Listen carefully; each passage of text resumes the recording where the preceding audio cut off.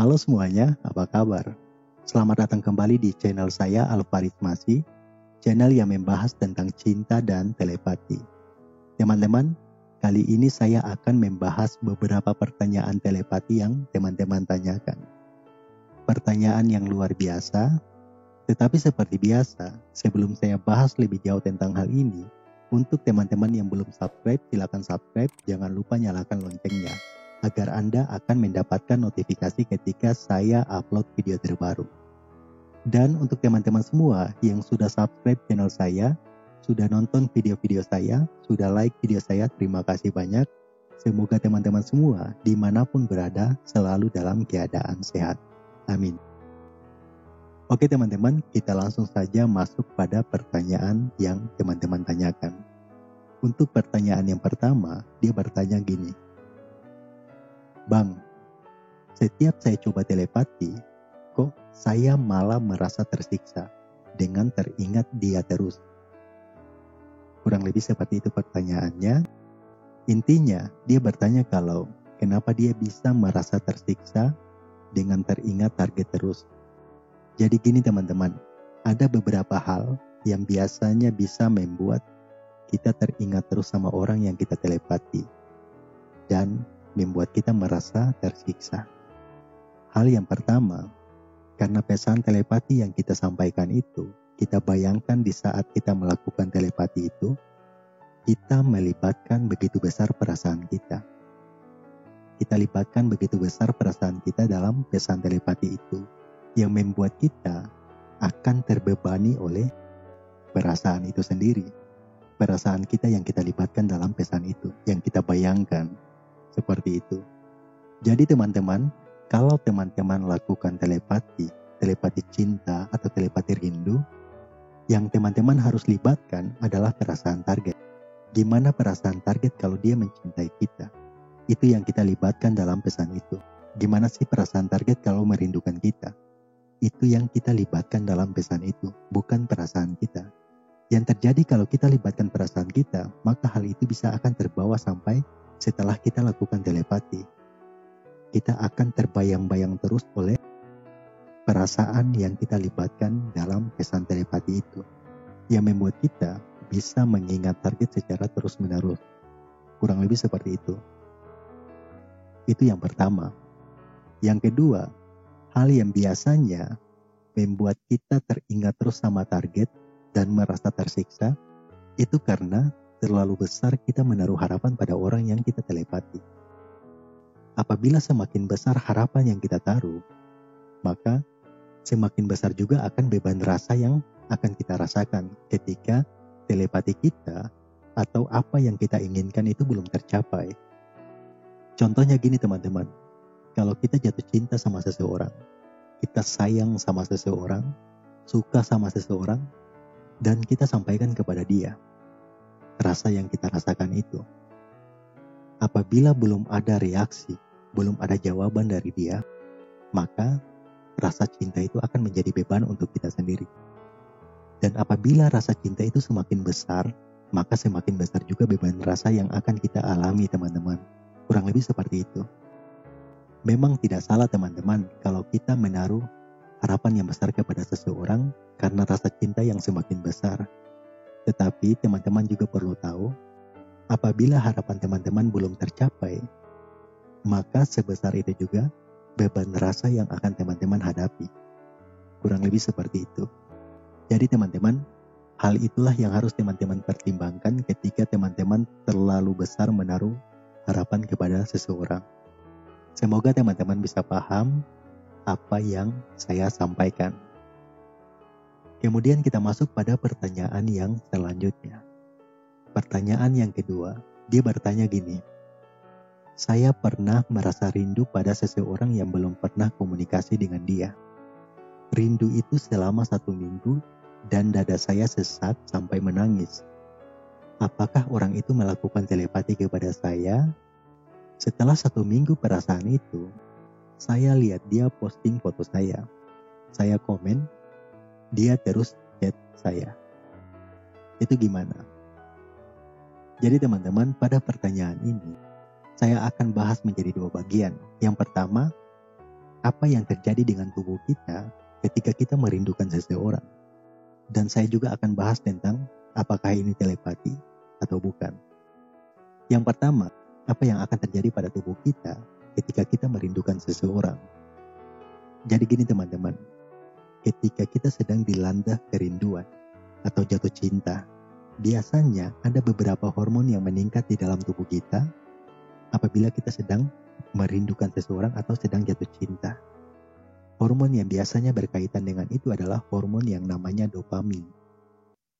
Hormon dopamin sangat berpengaruh besar terhadap perasaan bahagia, rasa sakit, atau hasrat di dalam diri seseorang.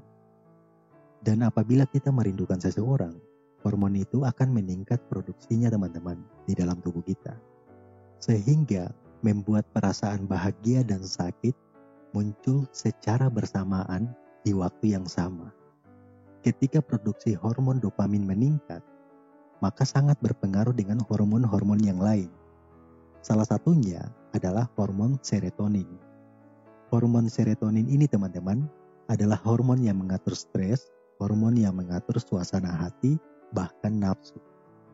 Dan apabila seseorang sudah berada pada tahap itu, merasa rindu yang begitu berat sehingga dia merasa stres, suasana hati tidak menentu, tidak karuan, maka biasanya otak akan melepaskan beberapa hormon yang lain, hormon yang berkaitan dengan stres, yaitu hormon kortisol, hormon adrenalin, dan apabila hormon-hormon itu dilepaskan, dikeluarkan, maka yang terjadi adalah jantung berdebar, dada semakin terasa sesak, tangan berkeringat, dan lain sebagainya teman-teman. Kurang lebih seperti itu. Itulah kenapa seseorang ketika dia merindukan orang lain, rindu yang berlebihan dalam waktu yang cukup lama, maka bisa menimbulkan yang namanya jantung berdebar, sesak napas, dan lain sebagainya. Mungkin bahkan nyeri dada atau apapun itu. Itulah yang terjadi teman-teman kalau kita merindukan seseorang yang berlebihan. Dan apa yang harus teman-teman lakukan? Teman-teman, apabila hal itu bisa membuat teman-teman merasa sakit, teman-teman coba abaikan hal itu untuk sementara waktu. Fokus ke hal yang lain teman-teman. Untuk sementara waktu teman-teman, jangan pernah percaya pada perasaan teman-teman terkait orang yang teman-teman rindu. Kalau saya berada pada posisi itu, yang selalu saya lakukan adalah saya coba untuk tidak percaya apa yang saya rasakan, khususnya pada orang yang saya rindu. Itu cara saya teman-teman. Apa yang saya rasakan, saya tidak percaya akan hal itu. Untuk sementara waktu, hal itu saya lakukan untuk mencoba mengabaikan apa yang saya rasakan. Seperti itu teman-teman. Dan apabila kalau kita kaitkan dengan telepati, apakah dia telepati kita? Itu bisa katakan iya, tetapi telepati itu tanpa disengaja. Karena kenapa teman-teman? Pada pertanyaan ini dia mengatakan kalau orang itu yang dia rindu itu posting fotonya. Di saat orang itu posting fotonya, sudah pasti dong orang itu akan membayangkan tentang dia. Tidak mungkin membayangkan orang lain. Di saat dia membayangkan orang yang ada di foto itu, maka secara tidak sengaja apa yang dia bayangkan itu akan menjadi pesan telepati. Maka yang terjadi adalah telepati tanpa disengaja. Kemungkinan besar foto Anda sering dilihat oleh orang itu. Dan ketika dia melihat foto Anda, dia akan membayangkan tentang Anda. Hal itu bisa menjadi pesan telepati kepada Anda selama 1 minggu itu. Semoga teman-teman bisa paham apa yang saya sampaikan. Sekarang kita masuk pada pertanyaan yang ketiga. Pada pertanyaan ketiga, dia bertanya seperti ini. Bang, gimana telepati 2 orang sekaligus? Jadi si A dan si B, kita telepati secara bersamaan. Jadi ginilah bang, saya telepati si A agar melakukan sesuatu kepada si B. Gimana caranya? Jadi teman-teman, pertanyaan ini sama seperti cerita pengalaman saya yang saya ceritakan. Saya telepati kepada seseorang untuk melakukan sesuatu kepada orang lain. Tapi teman-teman, yang kita telepati ini hanya satu pesan. kita gambarkan satu pesan, bukan dua pesan yang berbeda kepada dua orang. Bukan dua pesan kepada dua orang ini, tetapi satu pesan kepada dua orang. Teman-teman bisa lihat video saya itu, yang saya lakukan di dalam satu angkutan umum, bis. Saya telepati seperti itu. Dan saya telepati itu juga kepada orang yang belum pernah melihat saya, orang yang tidak kenal saya, dan saya pun tidak kenal mereka. Saya hanya baru melihat mereka di saat itu. Di dalam gambaran itu teman-teman ada dua sosok yang saya gambarkan di saat saya lakukan telepati. Tetapi hanya satu pesan. Satu pesan untuk target si A. Saya bayangkan kalau si A melakukan sesuatu kepada si B sesuai dengan apa yang saya inginkan. Seperti yang pernah saya coba. Seperti itu teman-teman. Semoga teman-teman bisa paham. Sekarang kita masuk pada pertanyaan selanjutnya. Pertanyaan yang keempat. Dia bertanya seperti ini teman-teman.